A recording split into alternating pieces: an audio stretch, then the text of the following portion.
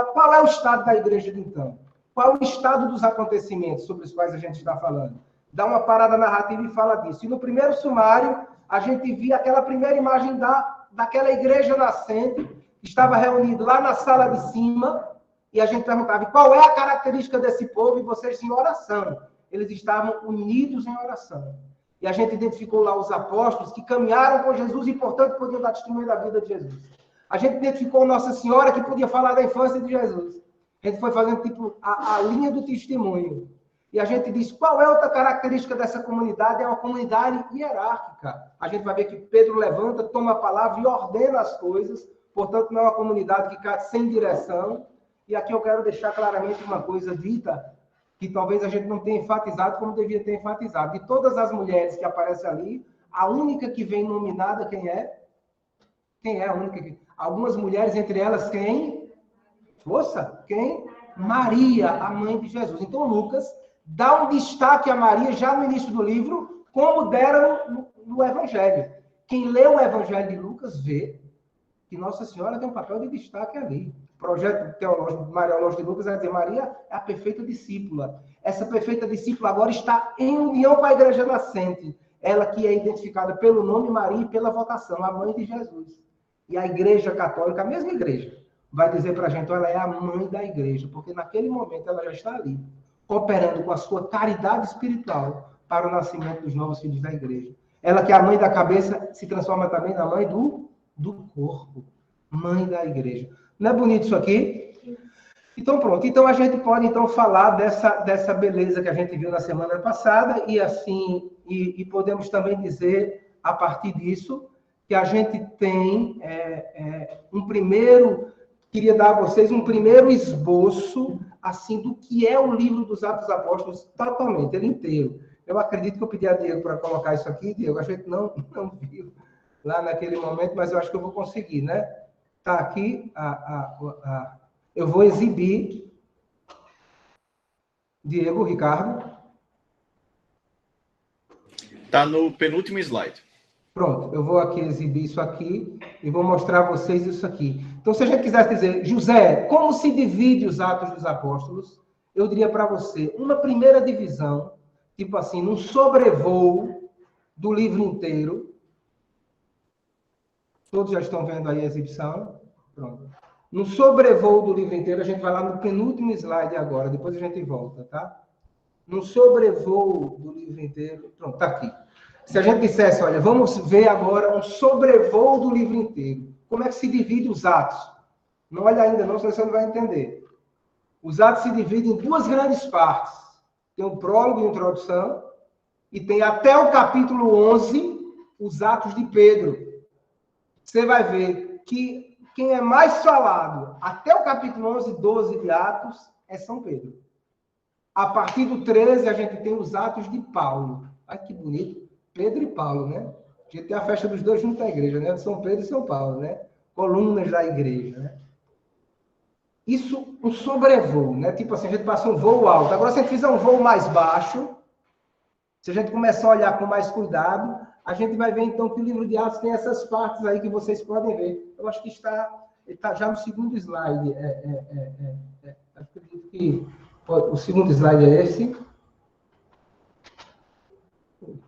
Eu, assim, não consigo ver aqui nessa exibição. Veja lá no penúltimo slide, por favor, que a gente está aqui no penúltimo. Pode descer. Não é esse, não.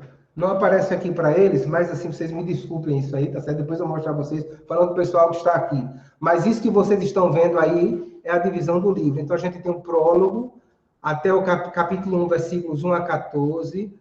E aí, a partir do capítulo 1, versículo 15, pronto, aqui à direita, a partir do versículo 1, capítulo 15, nós temos as origens da igreja de Jerusalém, tá certo? E aí a gente vai ver que as origens da igreja de Jerusalém, ela continua aí até o capítulo 8, versículo 3. Depois da dispersão, então, a gente vai lá para Antioquia, e depois tem a evangelização dos povos, continua aí com a missão de Paulo, até que Paulo de Jerusalém para Roma. Então, dá para a gente ver, então, basicamente, nisso aí, essa divisão de Atos, aí nessas 6 partes, tá certo? quer dizer, o prólogo, as origens da igreja em Jerusalém. De Jerusalém para Antioquia começam as missões e a palavra de Deus vai saindo daquele círculo geográfico judaico para ir a outros lugares. Né? Então, isso aí vai crescendo, sobretudo com a evangelização de Paulo. Aí nós temos a parte 4 e 5 do livro, que mostra esse crescimento. E na última parte a gente tem a conclusão da missão de Paulo, que vai acabar lá em Roma. Tá certo? E a partir destas partes, o que é que a gente vê? Aquele projeto inicial do livro. A palavra de Deus saindo de Jerusalém, passando por Antioquia, chegando até os confins da terra. E os confins da terra aí era Roma. Para você, os confins da terra pode ser hoje sua casa, né? Pode ser a África, né? Pode ser o seu trabalho. É importante a gente dizer hoje que se alguém falasse lá para alguém lá, onde é os confins da terra? Era o Brasil, né? Então, é onde estamos, pode ser esses confins da terra, onde Deus aguarda, onde as pessoas aguardam o anúncio do Evangelho. Amém? Então, aqui nós terminamos esse primeiro momento e aí nós voltamos, então, a Atos 2. Quando a gente chega aí em Atos 2, vamos voltar, então, voltando, a gente viu que a gente via a narrativa de Pentecostes, não é isso? E falando de Pentecostes, a gente falava disso que os historiadores, mais do que os historiadores, os exegetas normalmente falam, né? Nós temos aí um núcleo histórico representado pelo fato de que Maria e os discípulos, no dia da Romaria, da festa das semanas, que era a festa da renovação da lei, lembra disso? A festa da lei, da entrega da lei, vão até Jerusalém e lá vivem uma poderosa experiência do Espírito Santo. O Espírito se manifesta carismaticamente. Eles percebem isso como um sinal que chegou a hora de anunciar para o mundo inteiro o mistério de Jesus Cristo. A palavra de Deus diz assim, que eles ouviram alguma coisa. Um vento impetuoso. É assim, né? A palavra de Deus diz que eles viram alguma coisa, um fogo e línguas de fogo. Fundamentalmente e objetivamente, essas duas imagens querem dizer o quê? A imagem do fogo e do vento são imagens teofânicas. Elas evocam as grandes manifestações de Deus no Antigo Testamento. Se a gente pegasse agora Êxodo 19 ou Deuteronômio 4, a gente ia ver que Deus falava com o seu povo no meio do fogo. Diz assim, que um fogo desceu sobre o monte. Tempestade, vento, fumaça. Enquanto Deus dava... O que é que acontecia no Monte Sinai?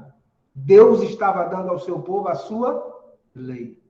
Atenção. Eu dizia para vocês semana passada que os autores dizem, olha, a imagem do fogo e do vento são construções teológicas. Lucas está querendo dizer, o que está acontecendo aqui é muito importante. É um evento tão importante como os grandes eventos da história da salvação. Se você perguntar a José de Oliveira Costa Filho, e eles viram e ouviram, olha, na história da igreja teve experiência mística desse jeito. Pode ser que tenham visto. Eu não vou discutir com a palavra de Deus como está lá, tá entendendo? Mas vocês entenderam isso aqui? Já teve experiência mística desse jeito? Teve na história da igreja. Pouco ou muito. Muitos santos. Teve.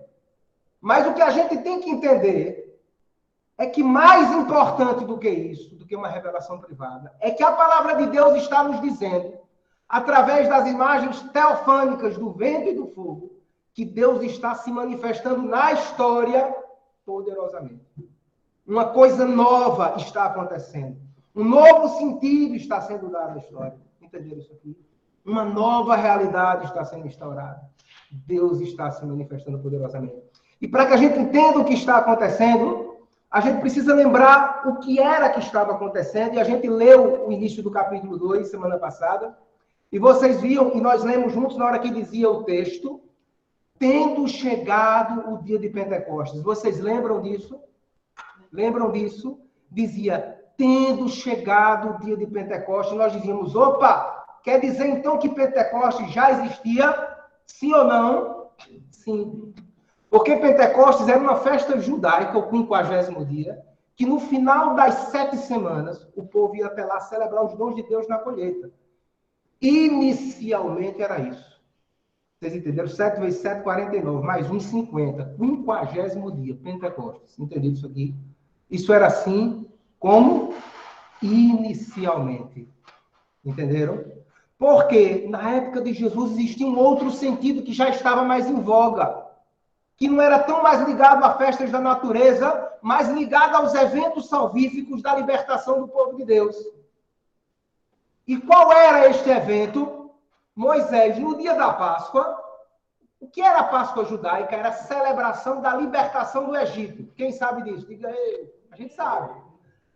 49 dias depois que ele sai do Egito, onde é que ele está? Ele está no Monte Sinai. E lá no Monte Sinai, ou seja, no 50º dia, ele está recebendo o quê? O que é que ele está recebendo? A lei. Então, o que é que estava acontecendo? A lembrança de Pentecostes lembra que naquele dia, Moisés estava recebendo no Monte Sinai o povo estava selando uma aliança. Estava ali sendo constituído como povo de Deus. Entenderam isso aqui? Então, quando ele diz, olha, presta atenção, chegando o dia de Pentecostes, ouviram um ruído, lembrando as imagens do Sinai. Viram um fogo. Viram um fogo.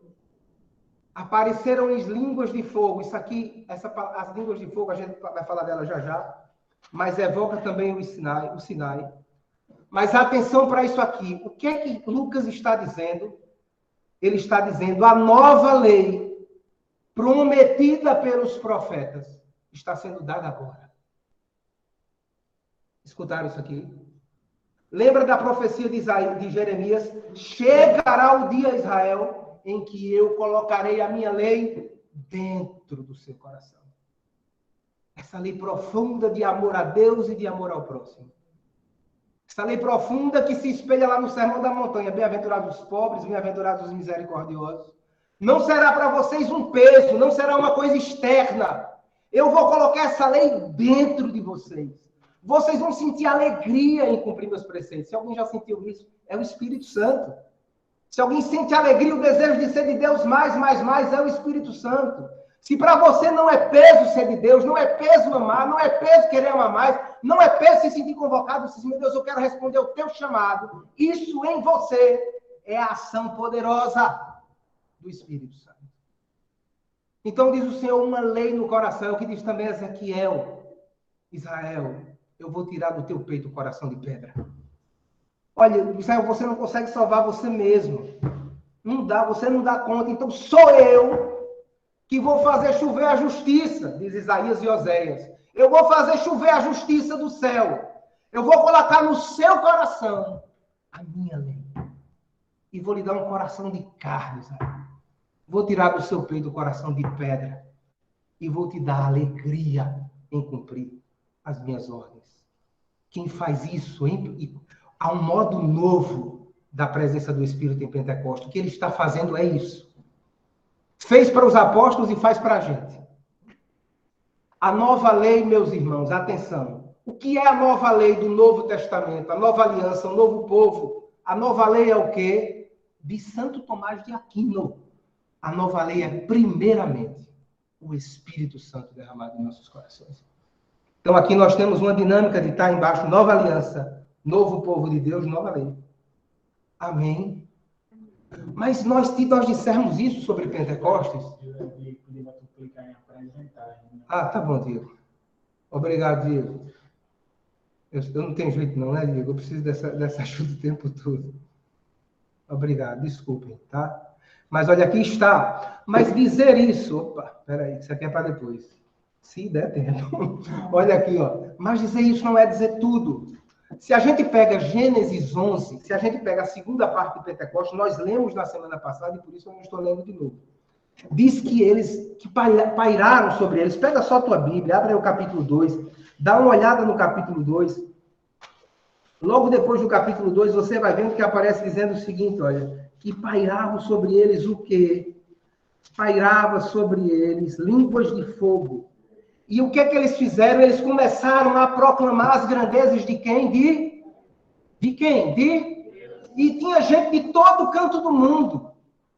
Eram judeus prosélitos, mas essa descrição aí que aparece era a terra habitada conhecida, do Oriente até o Ocidente, entenderam? Sim ou não? Era gente de todo canto do mundo, toda a terra habitada, e todos ouviam em sua própria língua. Meus irmãos, se a gente perceber o que é que Lucas está fazendo aqui com a gente, ele está fazendo um contraponto importantíssimo. Ele está fazendo um contraponto com a Torre de Babel. Porque não sei se vocês lembram, quem já leu a história da Torre de Babel em Gênesis 11, o que é que diz lá? Diz que os homens queriam fazer o quê? O quê? Que atingisse o quê? Mas tem uma frase ontem, eles dizem, tornemos o quê? Tornemos célebre o nosso nome. Escutaram isso aqui? Olha, presta atenção. Estão escutando, meus irmãos? Presta atenção! Presta atenção, porque isso é um discernimento sobre nós mesmos, sobre a nossa experiência, sobre o que vivemos numa comunidade, como a gente vive na igreja. Tornemos célebre o nosso nome. E começaram a fazer uma torre para chegar até o céu. E, antigamente, alguns padres da igreja achavam que esses homens eram ateus. Raniero Cantalamessa, hoje, neste livro aqui, O Canto do Espírito, diz, não. Hoje sabemos, eles eram religiosos. O que eles queriam construir era um templo, eram os zigurates, eram os babilônicos. Queriam construir um templo a Deus, talvez para conseguir de Deus alguma coisa, mas queriam, na verdade, era que o seu nome se tornasse célebre. E diz a Escritura que eles falavam todos a mesma, e, no entanto, ninguém mais se entendia e se separaram. Então, em Pentecostes, meus irmãos, nós temos exatamente o inverso perfeito. Todos são de diversas nações. Todos falam línguas diferentes. Aqui Deus está construindo um templo, que é o templo do corpo do seu Filho, feito de pedras vivas. E aqui, embora todos falem línguas diferentes, todos entendem o quê? As maravilhas de Deus. Não é o meu nome. São o quê? As maravilhas de quem? De Deus. Meus irmãos, são duas construções diferentes.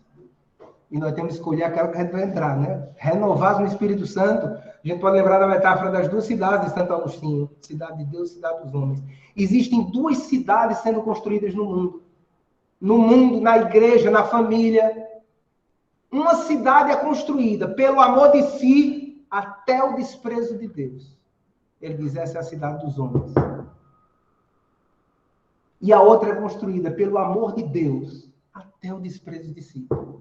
Desprezo de si no sentido de até ser capaz de entregar a própria vida. Essa aí é a cidade de Deus.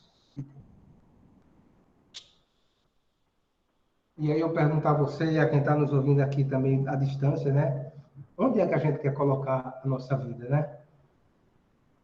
A gente quer vir pela glória de Deus ou pela glória dos homens? Hein? Que tal a gente construir um lugar em que nenhum nome seja glorificado? Nenhum. Senão o nome de Deus. Isso é um sonho, né? Uma terra, que Deus nos dê uma terra em que toda glória seja dada a Deus, toda e nenhuma aos homens. Que a missa converta a gente por Cristo, com Cristo, em Cristo, a vós, Deus Pai todo é convertedor. Toda honra e toda glória, na unidade do Espírito. Amém. Que a celebração nos converta. Então, Pentecostes fala disso. Então, essa força poderosa que vem do Espírito Santo está construindo agora esse novo templo. Esses homens fizeram uma passagem. Eles não são mais aqueles homens que ficam brigando um com o outro para saber quem é o maior. O Espírito Santo realizou neles um milagre. Um milagre em que eles agora são estes que proclamam as maravilhas de Deus. Quer saber se teve Pentecostes num lugar, numa pessoa? Isso tem que acontecer.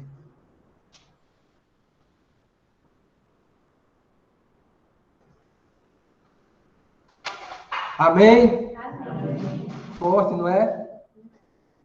E aí nós sabemos, aí já no outro ponto aqui, eu já passei, né?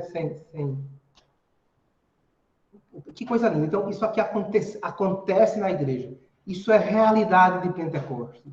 Então, o que é Pentecostes? A gente dizia aqui no slide anterior, é um evento único e definitivo. Porque é o evento primeiro, é o do começo. Todo para o anterior, lá em cima. Pentecostes é a manifestação pública da igreja, é o que diz o catecismo no cano 766, 767. Porque a igreja ela é fundada, segundo o catecismo, ali do lado de Cristo na cruz. Como Eva sai do lado de Adão adormecido. Assim a igreja sai do lado do Cristo adormecido na cruz. E do seu lado aberto brotam os sacramentos. Mas o catecismo diz a manifestação pública da igreja se dá em Pentecostes. Eis aí a nova lei, eis aí a nova unidade, a nova comunhão para a glória de quem? É conversão. Agora quem é que faz isso? Quem é que derrama essa justiça do céu? É Deus que derrama. É Deus que derrama. E ele faz isso mesmo. Pentecostes. E aí a gente vê essa imagem das línguas de fogo. Meus irmãos, sabe, tem uma passagem em Jeremias que diz que Deus vai derramar sobre ele língua de fogo. Eu não anotei. Semana que vem, se vocês quiserem, eu trago. Mas o que quer dizer língua de fogo? Vocês imaginam o que é língua de fogo? O que é língua de fogo? O que vocês imaginam o que quer dizer? Uma pessoa tem uma língua de fogo. Lembra de Isaías? O anjo colocou uma brasa na minha boca. O que quer dizer línguas de fogo? O que vocês acham que é? Língua de fogo fala de uma potência comunicativa. Veja o que acontece depois. Eles começam a proclamar as maravilhas de Deus e todo mundo entende. Então, as línguas de fogo falam de uma potência comunicativa. Se a gente fizer uma comparação lá com Lucas 3 e 4, se você abrisse a obra de São Lucas, capítulo 3 e 4, você ia ver uma outra coisa importante. Você pode... Agora não precisa abrir. Mas você vai ver lá duas coisas. Primeiro, Jesus é batizado no Jordão por João Batista. Depois do batismo de Jesus no Jordão, o Espírito Santo desce sobre eles, e Lucas é o único a dizer dos evangelistas sinóticos, em forma corpórea.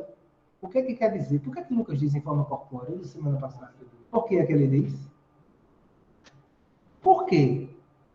Nós não vamos abrir aqui o capítulo 3, porque o capítulo 3, para a gente não ficar... Mas por que Lucas diz? O Espírito Santo veio sobre Jesus, é o único evangelista que diz. Em forma o quê? Corpórea. O que ele quer dizer com isso? O que ele quer dizer? Vocês têm uma ideia? Quer dizer de um jeito que se pode... É sensível. Entendeu? É sensível. Agora, em Pentecostes, o Espírito vem sobre a igreja de maneira sensível. As pessoas vêm e dizem o quê? Estão todos embriagados de vinho doce. Presta atenção na palavra. Presta atenção na palavra. Os meninos tomam conta das coisas. Estão todos embriagados de vinho doce. Quer dizer, é sensível. Se pode experimentar a força do Espírito Santo. E aí, o que acontece com Jesus? Logo que ele é batizado, ele sai e vai fazer o que na sinagoga? Vai pregar. O que acontece com os apóstolos? Logo depois que vem o batismo, eles vão anunciar. Porque o Espírito Santo vem com essa potência comunicativa. Que suplanta toda luta, toda dificuldade, todo combate.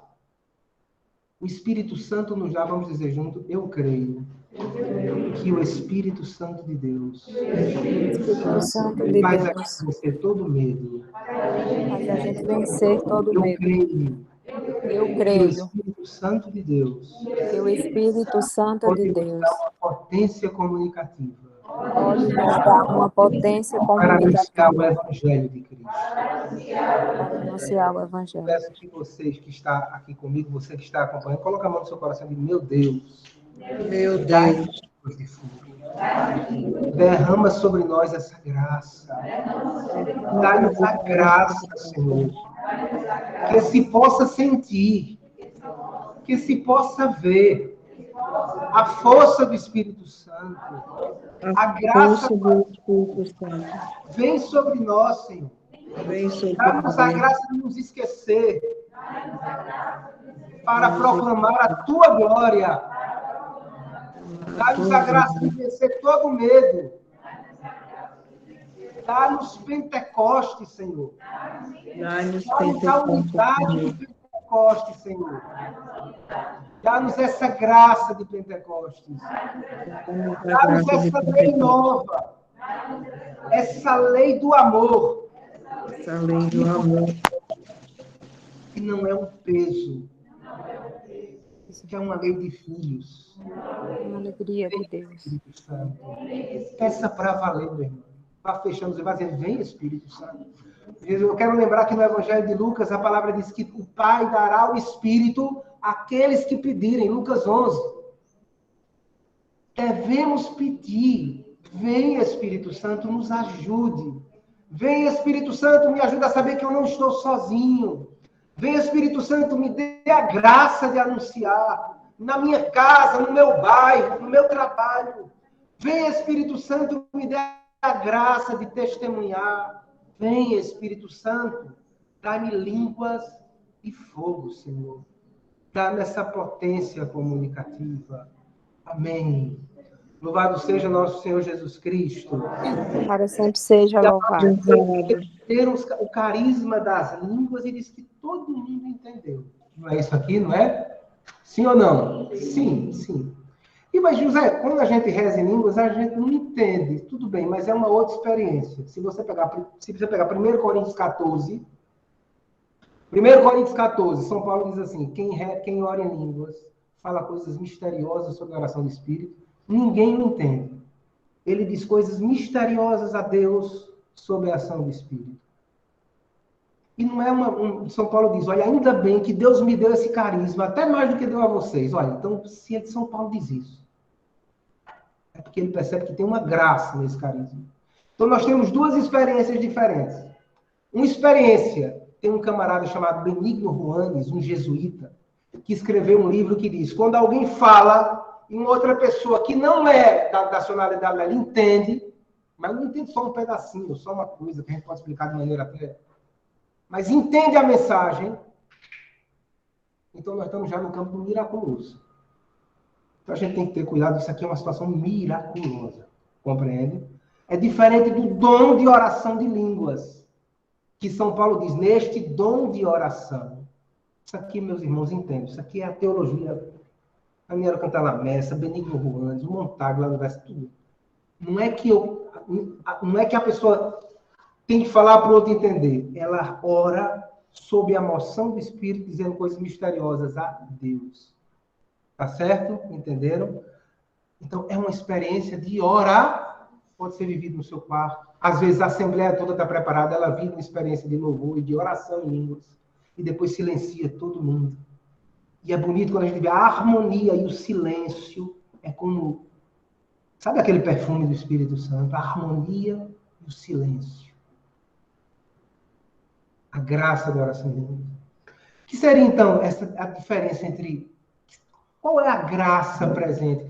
Essa semana eu estava lendo as coisas de Santa Teresa d'Ávila, muito interessante, que ela sugere mesmo, por exemplo, lá em Moradas, Castelo Interior Moradas, a vivência a experiência desta graça que algumas pessoas têm. Mas, sendo mais direto, assim, procurando ter um discurso mais teológico, o que é que a gente poderia dizer? O que é que acontece aqui? Você que está me escutando aí. Raniero Cantalamessa, neste livro, ele não é o único, então eu vou dizer rapidamente, tá certo? Assim, para a gente já tem que andar. Mas, por que dizer coisas misteriosas a Deus sobre a ação do Espírito? Primeiro, quando você vê, por exemplo, um quadro, quem já viu um quadro aqui de arte moderna, que não tem desenho, tá só a coisa lá lançada. Aí vem um crítico, não sei de onde, e diz, que coisa linda, né? Ou então um bebê que fala, né? A mãe entende, né? Não é assim, né? A mãe entende, né? Então aquilo pode não ser uma linguagem silábica, vernacular, mas é uma espécie de linguagem artística. É uma espécie de linguagem. Então, oração em línguas, presta atenção, essa oração que a gente diz coisas misteriosas a Deus sobre a ação do Espírito, só pelo fato de ser linguagem voltada para Deus, já é linguagem religiosa. Entenderam isso aqui? Já é linguagem religiosa. Entenderam, sim ou não? Já é religiosa. Agora, por que carisma? Por que carisma? Tem um documento escrito pelo cardeal Sanes. Quem é o cardeal Sanes? O cardeal Sanes é o cardeal que assistiu à igreja no discernimento dos carismas, sob São Paulo VI e sob São João Paulo II. E aí ele escreve um documento chamado Documento de Malinas, que ele diz o que é um carisma. Um carisma é uma faculdade natural usada com o poder do Espírito Santo para a edificação do reino de Deus. Fulano tem o carisma do ensino. Fulano tem uma faculdade natural, mas é usada com o poder do Espírito Santo. Mas eu nunca vi o carisma de ensino lá em Coríntios 12. É porque você não pode só ler Coríntios 12. Tem uma relação de carismas lá por exemplo, Romanos. Está entendendo? Tem outra em Efésios. Que os carismas do Espírito não são só aqueles de Coríntios 12. Tem outras relações na Bíblia. São infinitos os carismas do Espírito. Então, o que é um carisma? Uma faculdade natural com o poder do Espírito Santo para a edificação do reino de Deus. O que é que diz, faz a oração livre, São Paulo edifica a si mesmo. Mas o que é que faz o poder do Espírito sobre nós no momento como esse? Quando a gente reza no Espírito, quando a gente não é símbolo que retine, como diz São Paulo. Aí até os teólogos procuram refletir sobre isso e dizem, Deus é mistério. Mesmo se revelando, Deus continua mistério. Se você pegar o catecismo da Igreja Católica, diz que Deus dá a Moisés um nome, eu sou. Mas dando a Moisés um nome, diz o catecismo da Igreja, é ao mesmo tempo a negação de um nome, porque eu sou. Como é seu nome? Eu sou aquele que sou. Vem muito prazer. Mas é ao mesmo tempo que eu me entro em relação com você, que eu me dou a você, porque Deus quer, mas há também uma realidade aqui que vai muito além daquilo que eu possa compreender. Deus é o quê? Mistério. Então, a oração em línguas, se ela é com o poder do Espírito, se ela te lança, presta atenção, se ela te lança no louvor daquele que é mistério, que linguagem pode penetrar esse mistério de Deus? Ele que vai além de toda a nossa capacidade vernacular. Vai além de toda a nossa. A gente pode fazer isso de dois modos, dizem esses teólogos. Com silêncio ou com oração em línguas, no Espírito. Essa experiência de louvor, de se lançar no mistério, e é uma experiência simples, é como a atitude de um bebê, mas justamente por essa simplicidade tem uma força que nos abre a todos os outros, o quê? Carismas. José, mas fulano falou um idioma. Pode acontecer? Pode. Tem situação atestada? Tem. O que é que a gente tem que ter? Tem que saber que tem uma diferença. Os caras que estudam isso, olha, esse material aqui da Arquidiocese não é o único que diz isso. Vai dizer, olha, isso aqui é uma experiência de xenoglossia. Você fala em uma língua que já existe. Que é diferente da glossolalia. Quer dizer coisas misteriosas a Deus sobre a ação do Espírito. É uma experiência de louvor, de contemplação, de adoração, indo além daquilo que as palavras podem fazer. Se assenta na linguagem, na psicologia, esse é o elemento natural da pessoa. Mas nos leva, pela força do Espírito Santo, a mergulhar no mistério de Deus. Vocês entenderam isso aqui? Sim ou não? Sim. Então, glossolalia e xenoglossia. Então, a experiência de Pentecostes, a gente pode dizer, normalmente o que é dito, é uma experiência de xenoglossia. Eles falam em línguas e as pessoas entendem. Não quer dizer que não é um dom. Oração em línguas é um dom. Está lá em Coríntios 12 e em 1 de Coríntios 14. É só a gente ler para a gente entender mais. Às vezes, quando alguém fala em línguas, aí se alguém fala em línguas para uma assembleia, aí tem que ter quem interprete. Imagine se eu começasse a falar com vocês em línguas aqui. Não é verdade? Aí é outra experiência. Não é uma oração comunitária, não é um louvor comunitário, não é um louvor pessoal. É outra experiência. Entendeu? Aí tem que ter quem interprete. Então é isso que diz mais ou menos também o documento 53. Tudo certo, pessoal? Então, achei importante dizer isso, e não foi nem eu que escolhi dizer isso. Isso aqui está num ponto que o documento da Arquidiocese aborda, e eu compreendi que uma sugestão feita já dizem as pessoas, é uma sabedoria, manda quem pode, obedece quem tem que dizer, brincadeira, mas realmente é edificante e é bom a gente falar sobre isso, né?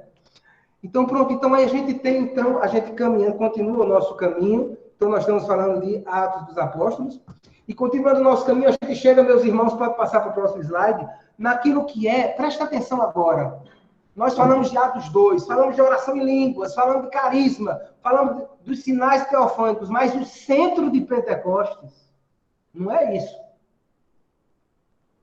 O centro de Pentecostes é o que vai acontecer agora. Porque 40 dias, na cronologia de São Lucas, teve uma quaresma e uma novena, né? Assim, né?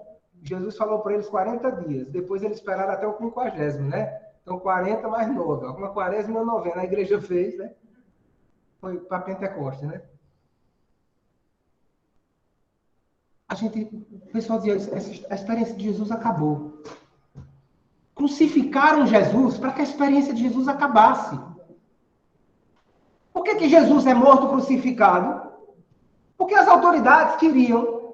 Havia uma interpretação no tempo de Jesus, do tempo de Deuteronômio, se não me engano, ou Números, desculpe, não me lembro agora exatamente, estou falando de memória. Aquele que morre pendurado no madeiro é o quê? Maldito. A partir dessa associação, as autoridades queriam que Jesus morresse como um maldito, fora de Jerusalém.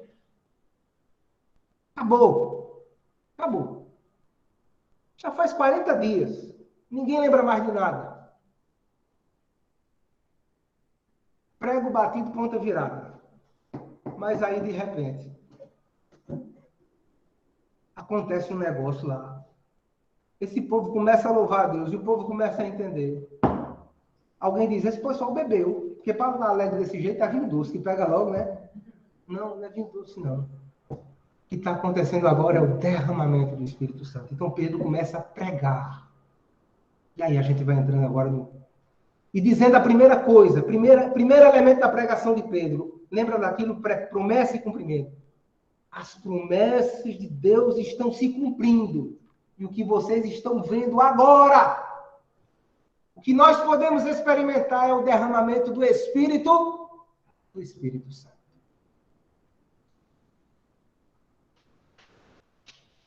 E aí Pedro se levanta e diz outra coisa.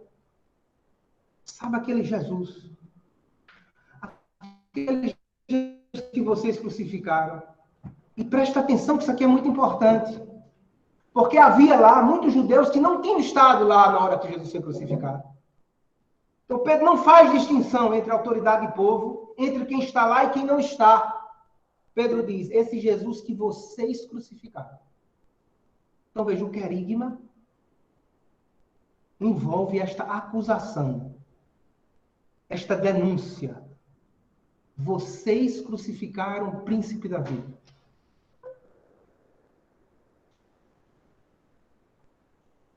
E de fato a igreja diz, meus irmãos, é preciso a gente entender, isso é a pregação de Pedro, eu devia ler, porque na verdade a gente precisa ler o texto do livro, né?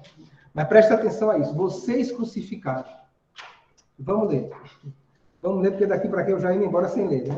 Então eu peço que você pegue agora, por favor, Atos dos Apóstolos, a partir do versículo 14. Capítulo 2, a partir do versículo 14. 12 e 14, tá? Eu vou sair, nesse momento eu vou parar um pouco a apresentação e já volto de novo. Tá? Então, para nós lermos agora a palavra de Deus, pegue agora, por favor, Atos dos Apóstolos, capítulo 2, versículo 14, diz assim, Pedro, então, de pé, atente para isso. O centro deste discurso de Pedro é o anúncio daquilo que a gente chama de querigma. O que é o querigma? Jesus morreu, Jesus ressuscitou e derramou o Espírito Santo. O querigma é esse anúncio de Jesus morto e ressuscitado. Vamos ler aqui. Pedro, então, de pé. Capítulo 2, versículo 14. Vou começar, tá?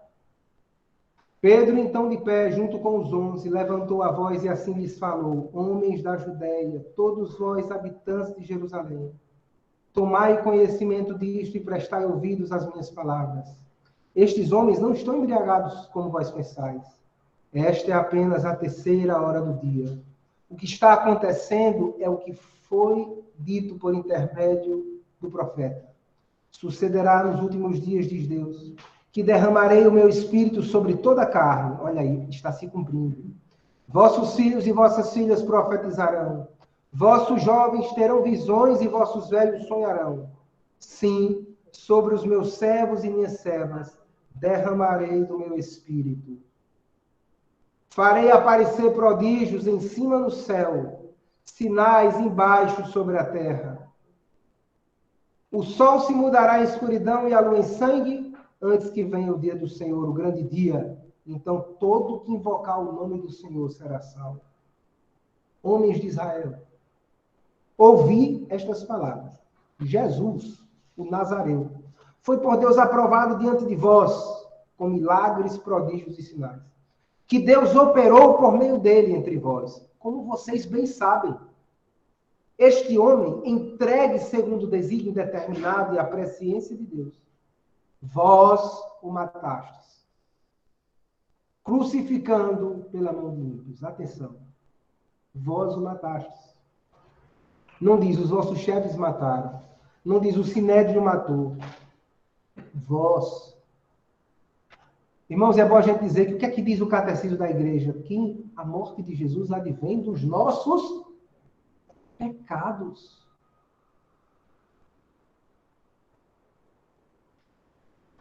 Vós o matastes.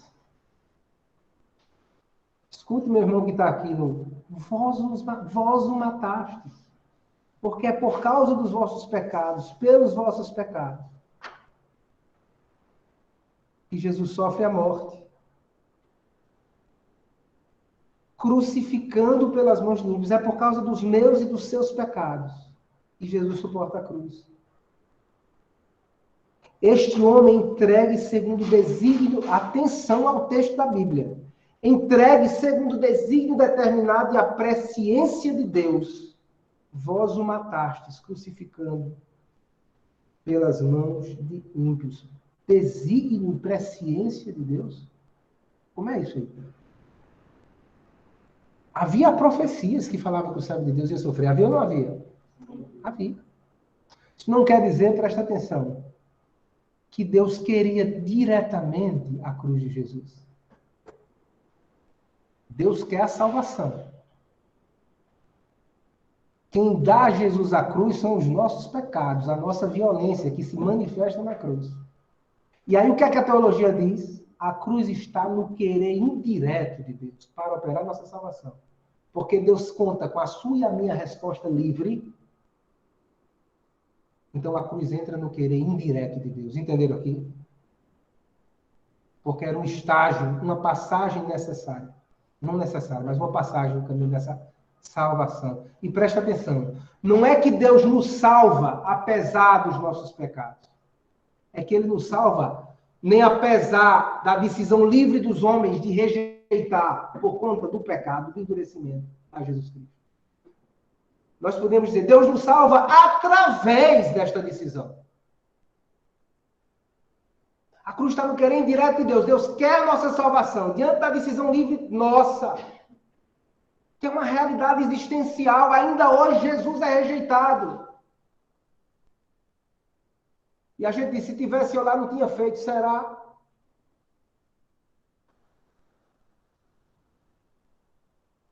A cruz entra no querer indireto de Deus. Para a nossa salvação, Deus quer indiretamente a cruz. E nós podemos dizer, não que Ele nos salva apesar da cruz, Ele nos salva através da cruz. Contando com a resposta livre de cada homem.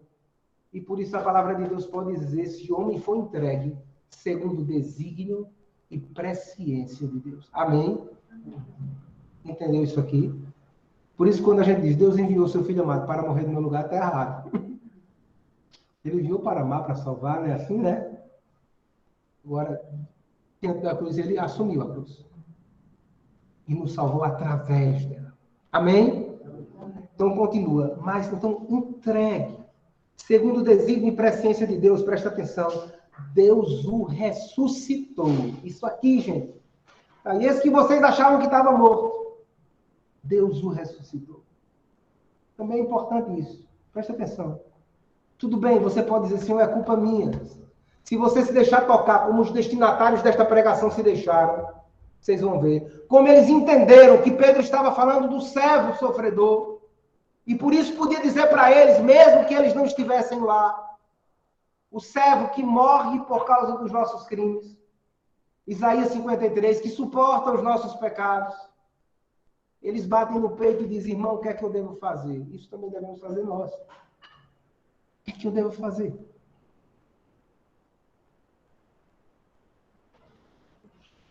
Essa palavra não é para eles, é para mim hoje. Entendido isso aqui? Porque Jesus morre. Está no catecismo, se a gente quiser olhar. Agora presta atenção. Qual é a boa notícia? Atenção, atenção, atenção. Não fique angustiado, não. Deus o ressuscitou. E é para lhe dar a vida e o perdão dos pecados. Amém. Isso é uma boa notícia. Não se angustie, não. É culpa sua? É minha, é. Mas deixa eu lhe dizer uma coisa. Atenção. Não se angustie, não. Porque Deus o ressuscitou. E continua ele dizendo, Deus o ressuscitou, meu irmão, libertando das angústias da morte. Isso aqui é o querido. Ele morreu por nossos pecados. Mas Deus o ressuscitou. Cristo morto e ressuscitado. É o querido. Vamos repetir? Cristo morto e ressuscitado. É o quê? Querido não é uma palavra que quer dizer o quê? Esse é o anúncio da igreja. Então a igreja não anuncia uma teoria, meus irmãos. Presta atenção, olha aqui, ó, a pregação apostólica. Essa pregação vem dos extratos antigos, como eram as primeiras pregações apostólicas. Os estudiosos dizem que aqui por trás você pode sentir o aramaico da igreja primitiva, apesar de escrito em grego, na estruturação da fraseologia. Estão entendendo? São as primeiras estruturas da pregação apostólica. Qual é a palavra da igreja? Não é uma teoria sobre Deus, sobre o céu, é sobretudo um acontecimento. Por isso que a fé vem do ouvir, não vem de ficar imaginando as coisas. É o anúncio de um acontecimento. Esse Jesus, Deus o ressuscitou. Deus o ressuscitou. E continuamos. Deus o ressuscitou, libertando das angústias da morte. Não era possível que ela fosse retida em seu poder. De fato, é a respeito dele que diz Davi, ó, cumprimento. Cumprimento. Eu via sem cessar o Senhor diante de mim. Ele está à minha direita, mas que eu não vacile, para que eu não vacile. Por isso alegra-se o meu coração, a minha língua exulta. Até minha carne repousará na esperança. Porque não abandonarás minha alma no Hades, ou seja, na região dos mortos. Nem permitirás que teu servo veja a corrupção. Deste-me a conhecer os caminhos da vida. Encher-me-ás de júbilo em tua presença. Isso é um salmo. Atenção que essa passagem é muito importante. A gente vai ver lá que a igreja perseverava daqui a pouco. Atenção. No ensinamento dos apóstolos. E o que é o ensinamento dos apóstolos? Os apóstolos começam a fazer uma leitura cristológica dos livros do Antigo Testamento. Então, Pedro lê esse Salmo 16 e vai dizer assim, atenção, foi Davi que escreveu, mas Davi está morto, o túmulo dele está aqui. Como é que ele pode dizer, minha alma, minha carne não conhecerá a corrupção? Na verdade, ele era profeta. E foi de Cristo que ele escreveu este Salmo. Este Salmo se cumpre em Jesus Cristo. Escuta-se neste Salmo ressoar a voz do Cristo ressuscitado. Entenderam isso aqui? Sim ou não? E ele continua, vocês vão ver ele dizer exatamente o que eu disse agora. Irmãos, seja permitido dizer-vos, toda franqueza, a respeito do patriarca Davi, ele morreu, foi sepultado, o seu túmulo encontra-se entre nós. Vocês estão acompanhando aí? Sendo, pois, profeta e sabendo que Deus lhe havia assegurado com juramento que um descendente seu tomaria assento no seu trono, ele previu e anunciou a ressurreição de Cristo, o qual, na verdade, não foi abandonado no Hades, nem sua carne viu a corrupção. A este Jesus, atenção, chegamos no núcleo da mensagem. Primeiro anúncio, núcleo de Pentecostes. O centro. Atenção, a este Jesus, Deus o ressuscitou. E disto nós somos testemunhas. É para arrepiar. Isso é a pregação apostólica. Vocês estão aqui por conta disso. A este Jesus, Deus o ressuscitou. Não é uma conversa fiada. Quer vivamos, quer morramos, dirão os apóstolos. Somos testemunhas disto. Destes fatos, primeiro. E desta interpretação das Escrituras, segundo. Destes fatos que se cumpriram entre nós, primeiro. Desta interpretação das Escrituras, cristológica, à luz de Cristo, segundo. Por quê? Porque se você for agora, em Lucas 24, você vai ver que quem ensina os apóstolos, Ana, a ler a Bíblia assim, é Jesus ressuscitado. Jesus percorre todos os textos do Antigo Testamento. Jesus percorre os Salmos. E Jesus vai mostrando a eles, Rossana, como todas essas coisas diziam respeito ao Cristo. Então, este Jesus, Deus, levantou. Vamos fazer junto. Esse Jesus, Deus, ressuscitou. Faça você aí na sua casa. Esse Jesus, Deus, ressuscitou. E ele diz, e disso nós somos testemunhas. Você precisa dizer isso, meu querido irmão.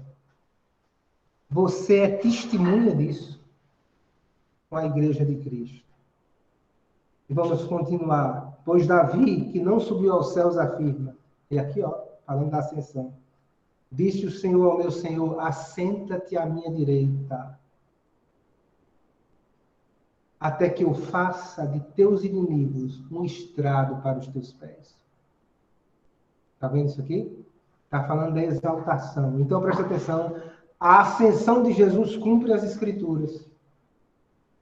Atenção, versículo, por favor, todo mundo, versículo 36. Olha o versículo 36. O centro do centro agora. O centro do centro. O centro do centro, Márcio. Versículo 36. Saiba, portanto, com certeza, toda a casa de Israel. Deus constituiu Senhor e Cristo a este Jesus a quem vós crucificaste. Palavra do Senhor. Que forte. Isso é o anúncio.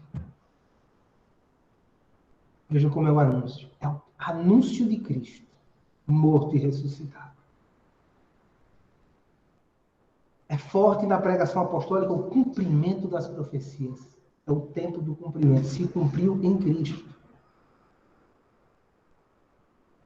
Há na pregação apostólica isso aqui que é muito importante. É uma acusação, uma denúncia. Para que isso? Para que aconteça o que vai acontecer agora. Vós crucificastes. Não adianta ficar olhando para o lado dizendo não tenho nada a ver com isso. Tem. Porque o judeu que não estava lá podia ter dito, eu não, mas não disse. Porque ele entendeu que Pedro estava falando do servo sofredor.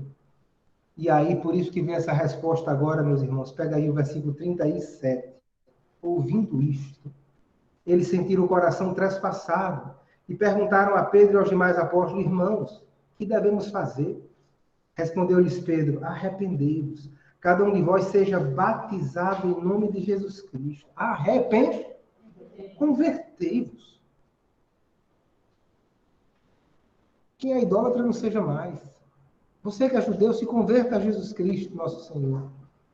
Quem é adúltero não seja mais. Quem é bebarrão não seja mais. Quem vive uma sexualidade desregrada não viva mais. Descubra o plano de Deus sobre isso. Quem só pensa em si, não faça mais isso. O que é que eu devo fazer para ter essa vida nova? Converta-se. Reconheça que foi por você que uma vida nova lhe é dada. E continua a palavra de Deus. Cada um seja batizado em nome de Jesus Cristo para a remissão dos pecados. Então recebereis, atenção, o dom do Espírito Santo. Isso é novo, André.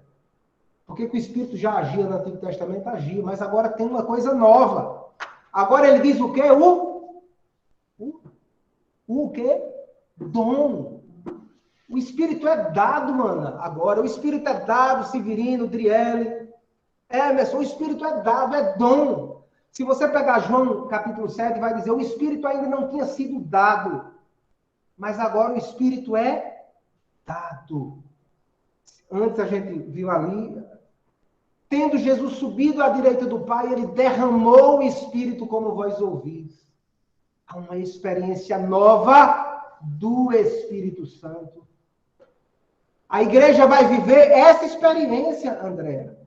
Se você ler os Atos dos Apóstolos, meus irmãos, é muito impressionante. Eu disse isso semana passada, o Espírito parece uma pessoa que está ali conversando com eles. E quero te dizer uma coisa, é uma experiência que nós vivemos.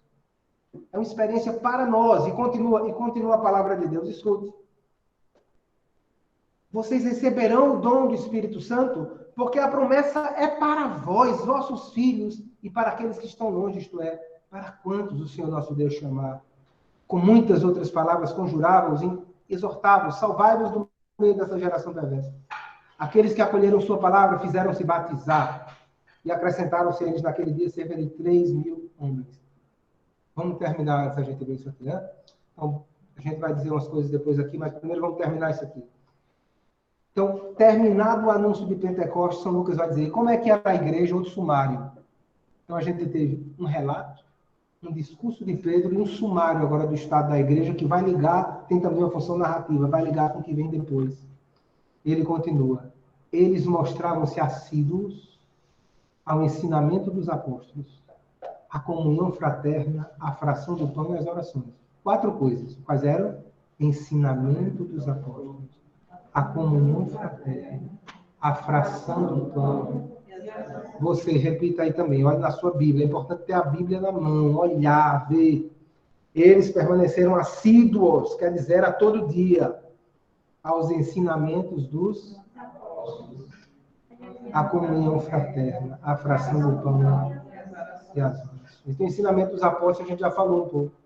Então, começa com a interpretação cristológica dos textos do Antigo Testamento. Entenderam?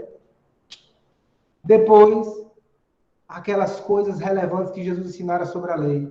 Não é o sábado, o homem não é feito para o sábado é feito para o homem. O centro de toda a lei, amar a Deus sobre todas as coisas, ao próximo como a si mesmo. Então, estão entendendo isso aqui? Começa com a interpretação dele, até que esse ensinamento, essa memória de Jesus, vai formando novas escrituras. São essas que nós estamos lendo aqui. Estão entendendo? Comunhão fraterna, coisas em comum. A união, atenção, irmãos, a união dos corações, das mentes, na partilha do Evangelho, na partilha dos bens. Koinonia de comunhão. Nas orações, quando a gente reza um pelo outro, a gente estabelece comunhão. Eles permaneceram também nas orações. Quando a gente reza junto, a gente estabelece comunhão. E na fração do pão. O que é a fração do pão? Vocês sabem? A fração do pão é o nome técnico para a Eucaristia. Então, olha os fundamentos que são. Ensinamento dos apóstolos. Isso aqui é normativo para a igreja de todos os tempos. São coisas que devem durar. O ensinamento dos apóstolos, a comunhão fraterna, a fração do pão e as orações. É porque tem tantas coisas, é importante a gente passar para frente. Apossava-se de todos o temor. Numerosos eram os prodígios e sinais que se realizavam por meio dos apóstolos. Todos os que tinham abraçado a fé reuniram-se e punham tudo em comum. Vendiam suas propriedades e bens. Dividiam-nos entre todos, segundo as necessidades de cada um. Dia após dia, unânimes, mostravam-se assíduos ao templo. Partiam o pão pelas casas, tomando o alimento com alegria e simplicidade de coração. Louvavam a Deus, gozavam da simpatia de todo o povo, e o Senhor acrescentava a cada dia aos seus números que seriam salvos. Palavra do Senhor. Vou apresentar de novo para o pessoal aqui rapidamente. Você pode passar aí para...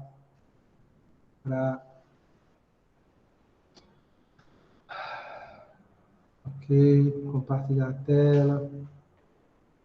Então, aqui nós temos aquilo que vimos, ó. Querigma. Você pode voltar um pouco. Pronto. Pronto, está apresentando já? Não, está apresentando. Tem que apresentar para ela ficar em tela cheia. Desculpe, tá certo. Deixa eu voltar aqui que eu... Desculpa aqui um pouquinho, tá? Só um minuto. Só um segundo. E a gente já pode, antes da gente retomar, se alguém quiser dizer alguma coisa sobre isso que foi falado até agora, o que é que vocês acham? Tudo certo? Estão gostando? Tela inteira, compartilhar.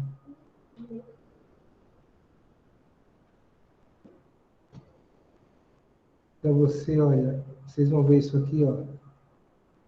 Tudo que vocês já viram, o discurso de Pedro, o núcleo do querigma, morte e ressurreição, a ascensão de Cristo, dom do Espírito Santo, estão vendo? centro de Pentecostes, esse anúncio de Jesus Cristo. A perspectiva do cumprimento, o chamado ao arrependimento. Aqui tem o batismo em nome do Senhor. Vocês estão vendo isso aqui, que ele diz, né? Sejam batizados em nome do Senhor Jesus Cristo. Alguém poderia dizer, poxa, mas a gente não é batizado em nome do Pai, do Filho e do Espírito Santo, não é? E me diga uma coisa, e lá em Mateus, que é anterior a Atos, não diz, né? Batizar em nome do Pai e do Filho e do Espírito Santo, né?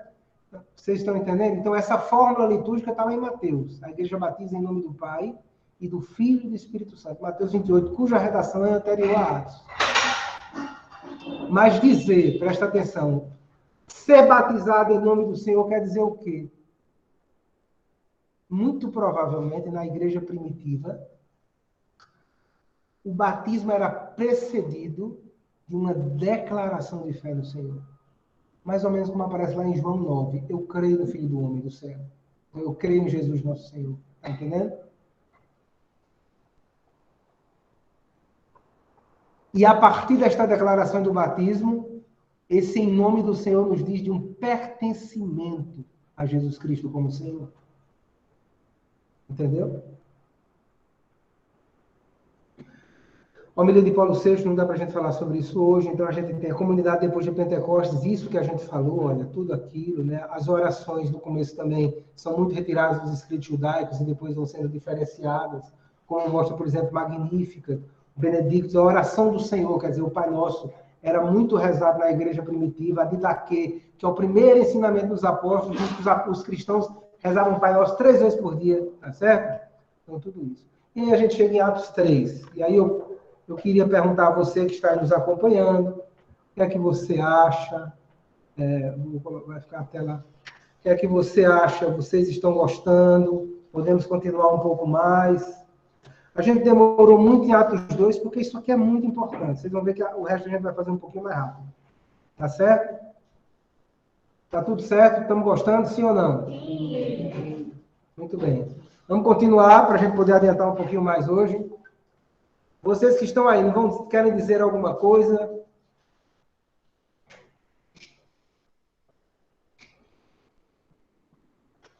Muito bem. Boa noite a todos. Alguém tem alguma consideração? Pode também escrever perguntas se quiser. No final a gente responde. Também pode ficar no final aqui, depois de um pouquinho do nosso horário. Eu respondo também algumas perguntas. Quem quiser fazer alguma pergunta. Tá certo? Então, como vocês estão em silêncio, a gente vai continuar com a nossa exposição.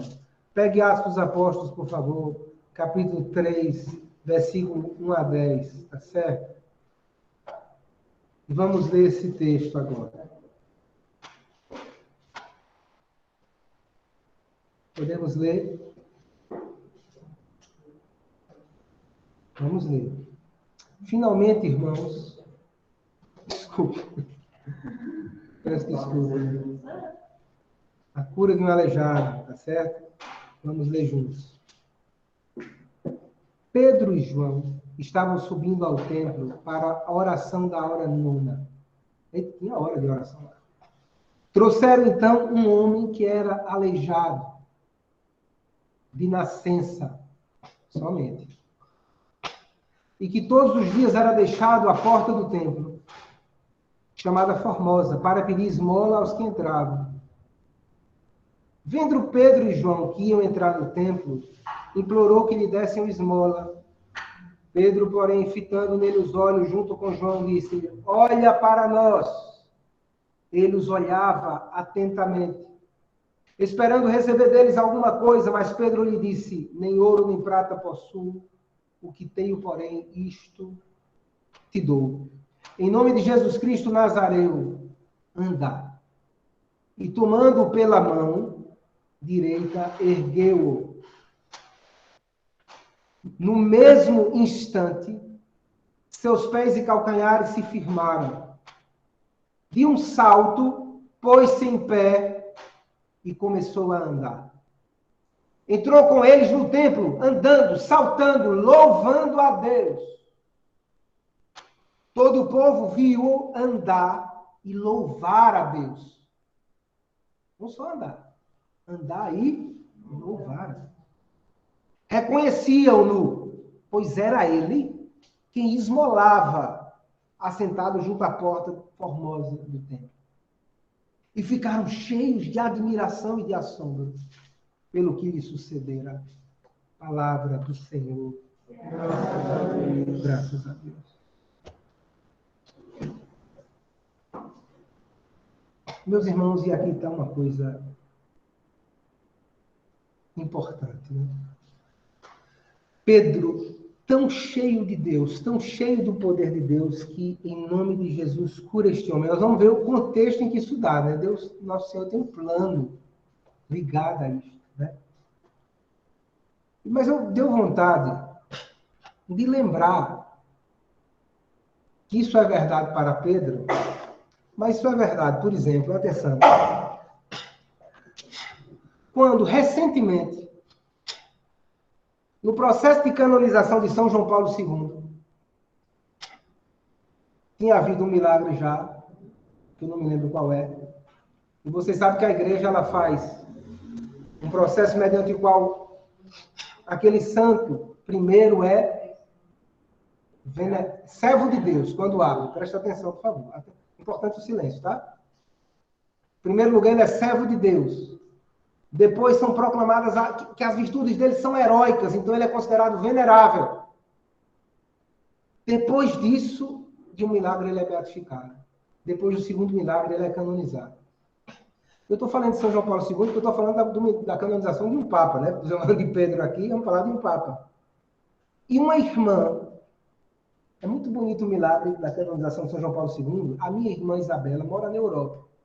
Teóloga, inclusive, formada lá, trabalha na igreja. E disse que impressionou muito toda a Europa o fato de que aquela irmãzinha que tinha mal de Parkinson, a superiora dela disse, escreva o nome de João Paulo II. E ela escreveu o nome de João Paulo II tremendo. Quando terminou o nome já estava um pouco melhor. No outro dia já estava completamente curada. Foi o milagre da canonização de São João Paulo II. Irmãos, é bonito a gente ver isso, porque isso nos fala de uma restauração integral da pessoa, pelo poder de Cristo. No caso, através de um santo, São João Paulo II. Aqui, através do ministério de Pedro, que também é um santo, São Pedro. Para a gente entender que Deus está vivo.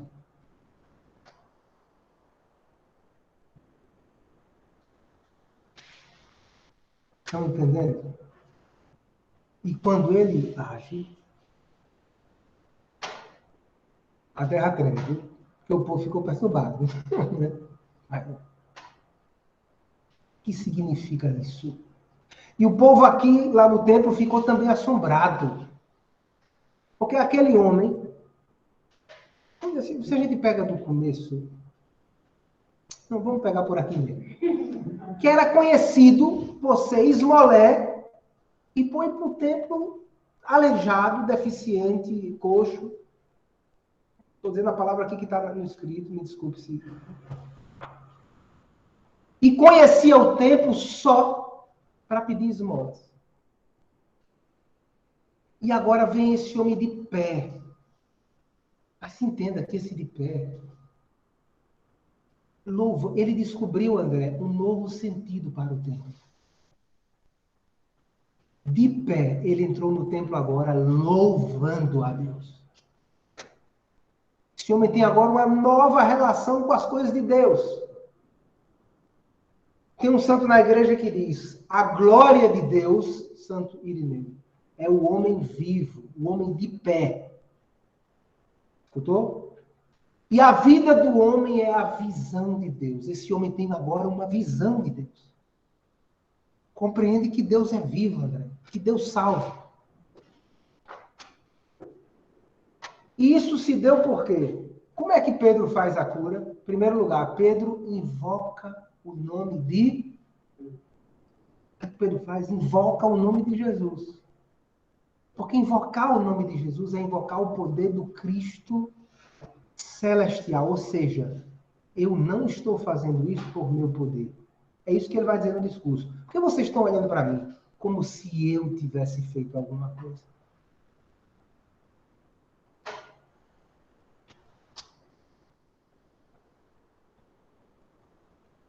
Há pouco tempo atrás, um padre que teve um ministério de cura muito forte, chamado Padre Emiliano Tardif, há uma entrevista que alguém ameaça ele. Pare com isso. Ele falou, meu amigo, você não pode ameaçar mim não, que eu mesmo não posso curar ninguém.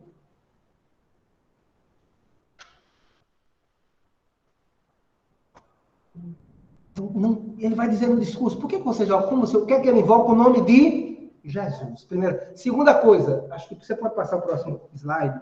Essa segunda coisa aqui, ó, a cura não ocorre pela autossuficiência dos apóstolos, é pelo poder do Cristo celestial. Toma o coxo pela mão e o ergue. Isso aqui, bonito isso, esse tato comunicativo, esse gesto fraterno, essa proximidade desta pessoa que precisa ser levantada.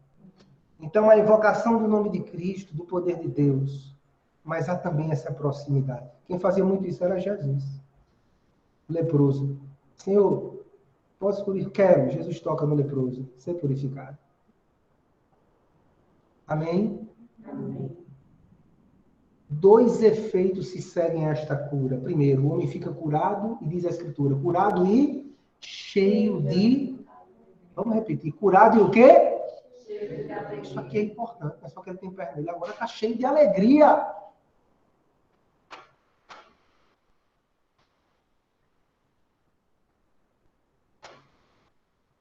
Tem gente que tem as 2 pernas e não encontrou ainda a alegria. Ele está curado e está cheio de quê? Porque a vida do homem, meu irmão, é a visão de Deus. A glória de Deus é o homem de pé, vivo. E a vida do homem é a visão de Deus. Esse homem teve uma visão de Deus. Descobriu um novo sentido para tudo, para o tempo. O povo fica admirado e perplexo. E é interessante isso aqui. O povo viu. Porque com a palavra de Pedro, eu não tenho nem ouro, nem... Mas o que eu tenho, eu te dou. Viram que se manifestou um poder maior do que o dinheiro. Poder maior do que a riqueza deste mundo. Eu não tenho ouro nem prata, mas o que eu tenho, eu te dou. Em nome de Jesus, levanta-te. Aqui na jornada, para falar de Pedro, primeira pregação do Papa Francisco, quando ele chega aqui, numa nação, ele desce e diz, venho como Pedro para dizer, não tenho ouro nem prata. Achei tão lindo isso. Vem anunciar Jesus Cristo. E eu posso dizer que vi naquela praia milhões de jovens de pé e cheios de alegria. Porque manifestara-se um poder maior do que o poder do dinheiro. Do que o poder das coisas deste mundo. Meus irmãos, vamos viver por um poder maior do que... Judas traiu Jesus por 30 moedas, né? Pelas riquezas deste mundo. Um poder maior, uma riqueza maior. Só que quando o povo chega junto, meu irmão, minha irmã, São Pedro tem agora a oportunidade de fazer um anúncio. E fazer um anúncio.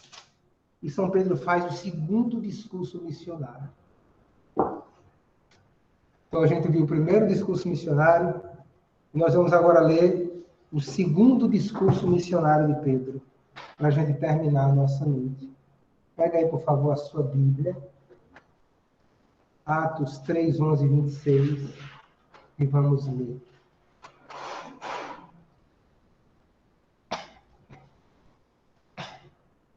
Podemos?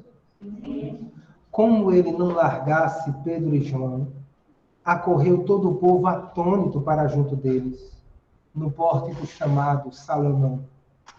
À vista disso, Pedro dirigiu-se ao povo. Atenção à palavra. Escute a palavra. Homens de Israel, por que vos admirais assim? Ou por que fixais os olhos em nós, como se por nosso próprio poder ou piedade tivéssemos feito este homem andar? O Deus de Abraão, de Isaque e de Jacó, o Deus de nossos pais, glorificou o seu servo, Jesus. Vamos ver os títulos que ele vai dando a Jesus. O servo de Deus. A quem vós entregastes e negastes. Olha aqui o querido chegando. Ele glorificou o seu servo, a quem vós entregastes e negastes, diante de Pilatos, quando este já estava decidido a soltá-lo. Vós acusastes, vós, o santo e o justo, e exigistes que fosse agraciado para vós um assassino, enquanto fazíeis morrer o príncipe da vida. Forte. Que é isso? Que acontecimento foi esse? O santo, o justo, o príncipe da vida. Mas Deus o ressuscitou dentre os mortos. Disto, nós somos testemunhas. Graças à fé em seu nome, este homem que contemplais e a quem conheceis, foi o seu nome que o revigorou.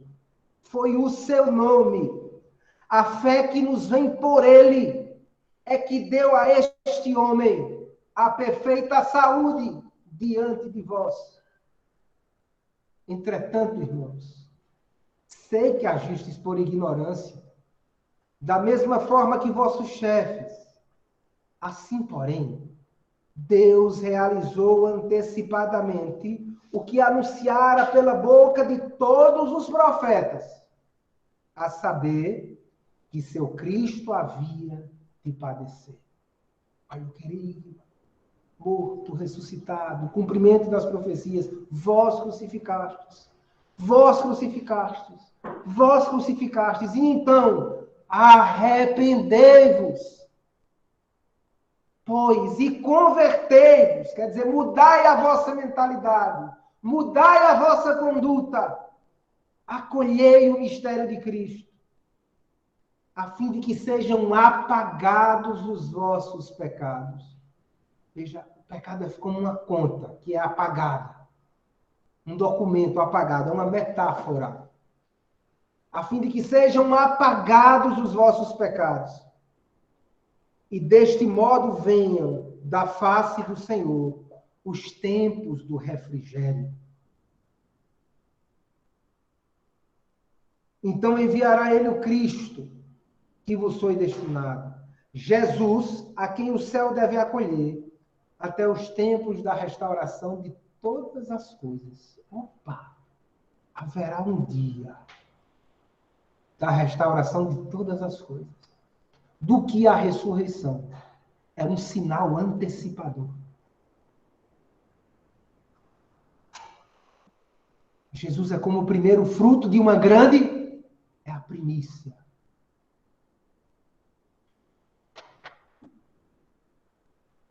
É o poder da Páscoa na história. O que é que eles veem? A Páscoa e a palavra de Cristo.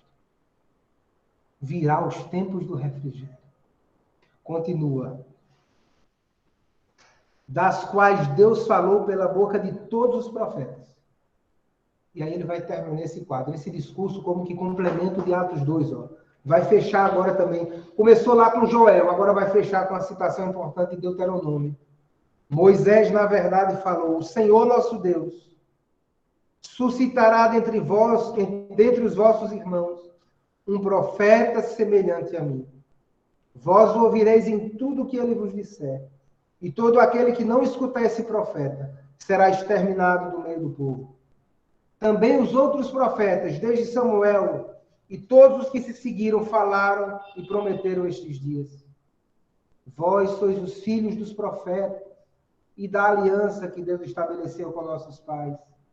Quando disse a Abraão: na tua descendência serão abençoadas todas as famílias da terra. Para vós, em primeiro lugar, Deus ressuscitou o seu servo e enviou para vos abençoar. A partir do momento em que cada um de vós se afastar de suas maldades. Palavra do Senhor. Então nós vemos mais uma vez esse discurso missionário de Pedro. Querigma apostólico sendo anunciado. A gente vê, olha, apresenta-se aí o segundo discurso missionário, podemos passar aqui. Cristo morto e ressuscitado. Atenção, irmãos. A nossa pregação querigmática, Bianca, é Jesus Cristo. O discurso de Paulo VI que eu ia dizer, a gente não vai poder sentar para falar de... É Jesus Cristo. É a vida de Cristo. É os acontecimentos de Cristo. É o acontecimento de Jesus Cristo. É Jesus Cristo morto e o quê? Ressuscitado. Não queremos, Ana, jamais inventar outra missão, outra pregação. Nós não somos maiores do que os apóstolos. Nossa pregação, nossos seminários, nossos grupos de oração é Jesus morto e ressuscitado. Jesus, nosso Senhor. Senhor e Cristo. A pregação, lembra disso, eu já disse para vocês, envolve uma acusação dos ouvintes, uma denúncia. Voz a contraposição entre o desígnio de Deus em relação a Cristo, que o faz Senhor e Cristo, e a rejeição do povo, a nossa rejeição. E o clímax da pregação apostólica, a conclusão é esta: ele chama a mim e a você à conversão. Então, ouvi essa palavra não como dirigida a um povo estranho, mas como dirigida a mim hoje, agora. É forte a presença do cumprimento das Escrituras. Nós vimos o tempo todo, está sempre presente o cumprimento das Escrituras. A pregação apostólica enfatiza o cumprimento das seguintes profecias de Jesus. Pode passar. A pregação apostólica enfatiza o cumprimento das profecias porque ele é da descendência de Davi. Disse o Senhor ao meu Senhor, assenta-te ao lado até que eu coloque os teus inimigos sobre os cabelos dos teus pés. Fala da exaltação. Na verdade, a descendência de Davi, a profecia de Natã, que o Senhor vai colocar, Natã diz a Davi, um sucessor no teu trono, e o reino dele será eterno. É o que o anjo diz a Maria. Teu filho reinará eternamente no trono de Davi. É a profecia da descendência de Davi. Sua missão de profeta. Então os apóstolos dizem, olha, se cumpre em Jesus essa profecia de Moisés, esse profeta semelhante a Moisés, que era considerado o maior dos profetas, esse profeta que leva a plenitude à missão de Moisés, é o Cristo, Senhor. Lembra da conversa com a samaritana? Entre os samaritanos, eles não gostavam muito do messianismo real, davídico, porque eles não eram de Jerusalém. A samaritana pergunta a Jesus se ele é o quê? O profeta. Virá o profeta. Não diz para ele, virá o Messias, e ele, não será ele o profeta. Quando é senhorinha, eu fico doida.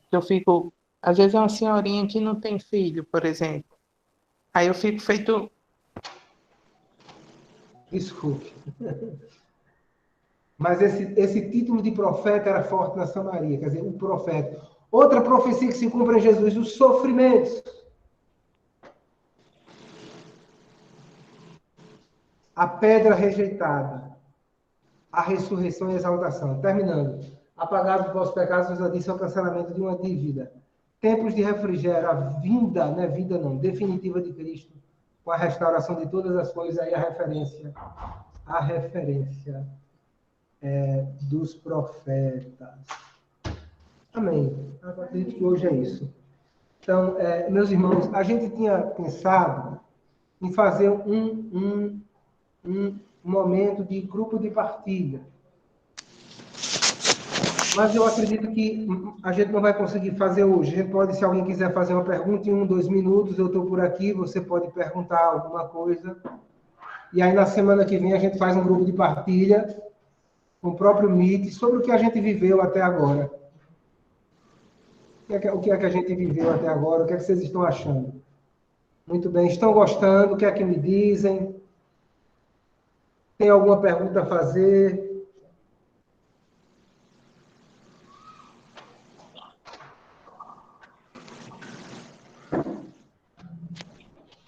Eu quero pedir desculpa a vocês pelo atraso da publicação do nosso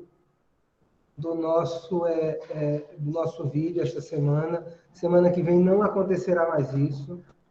Vamos continuar firmes. Tem como vocês abrirem um pouco a câmera para a gente se ver um pouco? Olha aí, Marcela Moura, Natália Xavier, quem está mais aí? Driele, tudo bem?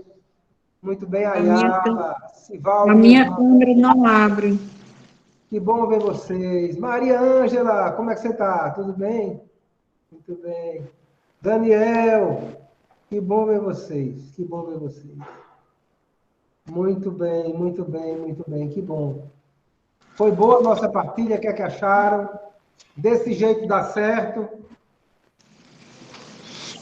Ótimo, eu estou... Que a gente esteja com a Bíblia na mão, tá certo? Porque a Bíblia é que vai fazer a gente tem que ficar familiarizado com a Sagrada Escritura. Delmo, tudo bem, Delmo? Abraço. Pode fazer uma pergunta. Muito bem, pessoal, veja só, 2 minutinhos de pergunta. Se alguém tiver alguma pergunta e eu souber responder, eu digo, tá certo? Tem uma pessoa que vai fazer uma pergunta aqui, e aí 1 ou 2 aí, e a gente encerra, tá? Para acabar às 21h30. Diga lá, Márcio. Na primeira parte da formação de hoje, você falou dos dados apóstolos 2. Ele falou do dom e da novidade, que é o dom do Espírito Santo. Mas antes, no Antigo Testamento, eram só os sacerdotes que tinham acesso ao Espírito Santo. O povo normal, digamos assim, o povo de Deus não tinha. Certo, não entendi. Porque você está afirmando isso no caso? Não, estou perguntando. Da pergunta, na verdade, o Espírito Santo no Antigo Testamento, ele se apresenta assim como uma presença episódica, que vem sobre uma pessoa para capacitá-la para uma determinada missão em favor do povo de Deus. Se você pegar o livro dos Juízes, por exemplo, juízo o que era? Eram essas personalidades carismáticas que Deus suscitava no meio do povo para defender o povo dos inimigos. Era uma presença do Espírito. Não eram necessariamente sacerdotes. Né? Mas terminava a missão, aquela experiência se dissipava, se dissolvia. Porque era episódico, era para aquela ocasião e para aquela necessidade. Vamos dizer, isso aqui é uma primeira explicação. Tá certo? Assim, é diferente quando ele diz o Espírito foi dado. É o dom do Espírito. Existe agora uma nova qualidade da presença e da permanência do Espírito entre nós. Amém? Em nós, em cada pessoa. Em cada pessoa. Definitivamente. Definitivamente. Por causa de Cristo. Quando ele estava no capítulo 3, esse homem subindo ao templo para rezar a hora nona. Esse costume dessa hora, dos horários, era vindo do judaísmo? Vinha do judaísmo. Havia orações matinais e vespertinas no templo, ligadas ao sacrifício matinais e vespertinas. Essa coisa das horas é interessante, porque depois vai passar para a tradição cristã. Né? Era isso que eu queria saber, né? Eles chamam de... Mas não só do templo. Havia também, porque, veja só, existia o templo, como local que tinha hora de oração de sacrifícios, só que o judeu que está fora do templo, ele não tem como ir para o templo. Então, em vez de santificar o lugar, santificou-se o templo. Aí você tem 18 bênçãos para ser rezado durante as diversas horas do dia. Isso aí está na base da nossa oração das horas. Muito bem, pessoal, vamos terminar com a oração. Alguém aqui do grupo tem alguma pergunta para fazer? Bora lá, quem tem coragem para ajudar a gente aqui? Do grupo aqui. Ô, Marcela, muito obrigado. Que bom ter você aqui.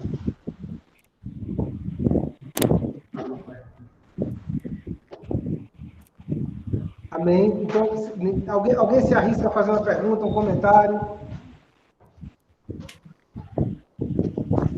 Ninguém. Coragem. É uma terra de irmão essa aqui. Amém. Então vamos terminar fazendo oração. Vamos terminar. Eu queria pedir que você pudesse fechar os seus olhos um pouco. E vamos fazer a seguinte oração comigo. Eu vou falar e vocês repetem, tá certo? Vamos dizer assim.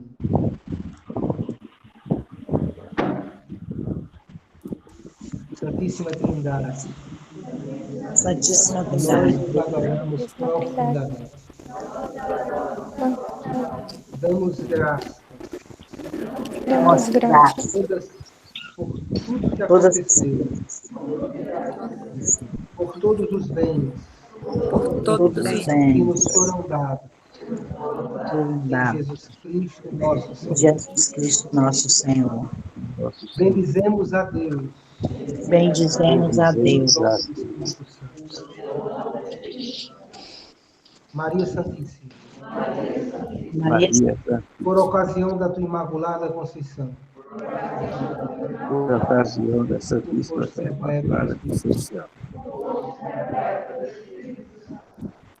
por ocasião da encarnação do Verbo, mais uma vez, foste repleto do Espírito Santo.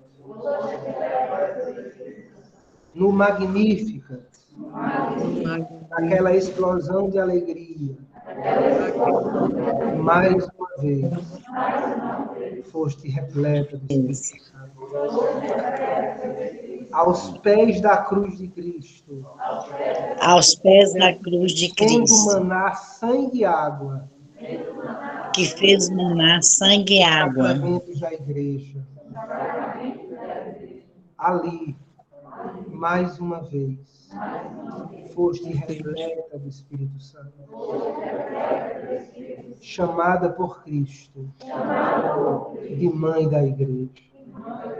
e mãe da igreja, Em unânime oração, por todos os apóstolos, mais uma vez, recebemos uma nova virtude, uma nova força, uma nova força do Espírito Santo. do Espírito Ó Santo. Deus, pela Ó intercessão Deus, de Maria Santíssima, nós clamamos, renova em nós renova em mim do batismo do Espírito Santo, Batismo do Espírito Santo. de estar cheios da força, estar cheios da graça, da força, da presença da graça, do Espírito Santo. Do Espírito Santo. Assim como em Maria, assim como que é modelo da Maria, igreja, que é poder da igreja, que é sempre a graça, a força, a unção do Espírito Santo. Amém. Louvado seja nosso Senhor Jesus Cristo. Ave Maria, cheia de graça, o Senhor é O Senhor é convosco. Bendito sois vós entre as mulheres. Bendito é o fruto do vosso ventre, Jesus. Santa Maria. Pai, por nós, pecadores, agora e na hora da morte. Eu quero Amém. terminar dizendo uma coisa para vocês. Melhor do que começar uma boa obra é terminar. Vamos dizer? Melhor do que começar é terminar. Então, eu lhe convido. Mesmo que aconteçam muitas dificuldades, você termine a leitura dos Atos dos Apóstolos. Amém? Amém. Vamos terminar juntos. Amém? Muito bem. Vamos com Deus e até sexta-feira que vem. Continuamos a Amém. Até Obrigado, sexta. boa noite. Que Deus te abençoe. Amém. Amém. Até amém. Amém. Amém.